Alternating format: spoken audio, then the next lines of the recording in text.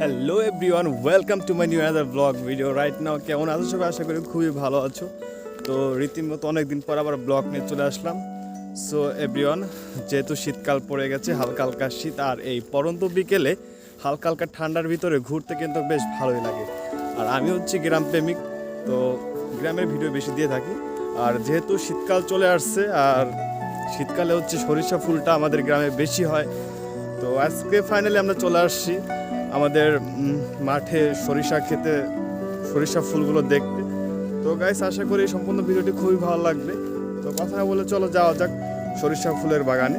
তো যেহেতু এবার সরিষাটা কম লাগানো হয়েছে, তো গাইস আমরা দেখতে পাচ্ছি ওই পিছনে হচ্ছে সরিষা ফুল। তো কথা না বলে চলো যাওয়া যাক। সো বন্ধুরা, ওই সামনে দেখতে পাচ্ছেন সেই অপরূপ সৌন্দর্যের সরিষা ক্ষেত, যার টানে আজকে আমরা বিকেলে চলে এসেছি এই সুন্দর প্রকৃতির মাঝে। অপরূপ সৌন্দর্যে ভরা এই গ্রামীণ পরিবেশ, সে যেন একটা অন্যরকম অনুভূতি। ভিউয়ার্স, চলো আমরা একটু সিনেমাটিক শট নিয়ে আসি, তো তারপর তোমাদের সাথে দেখা হচ্ছে।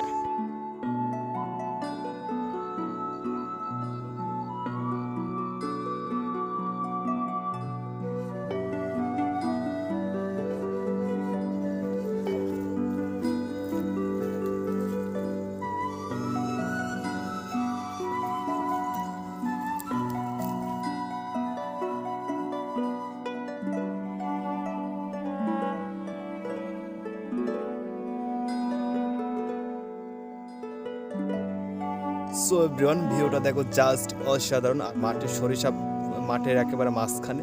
সো গাইস, চারদিকের ওয়েদারটা দেখুন আর ভিউটা দেখুন, জাস্ট অসাধারণ। একটা সবুজে সবুজে ঢেউ খেলা ভাব। আর বিশেষ করে হচ্ছে এই শীতের সিজন হচ্ছে সরিষাটা বেশি হয়।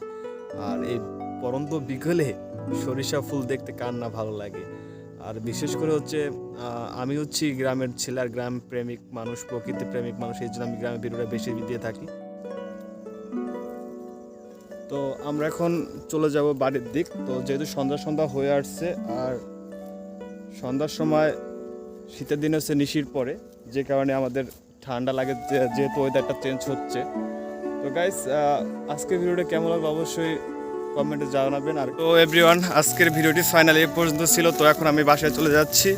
তো অন্য কোনো ব্লগে তোমাদের সাথে দেখা হবে। ততক্ষণ সুস্থ থাকো, ভালো থাকো, টাটা।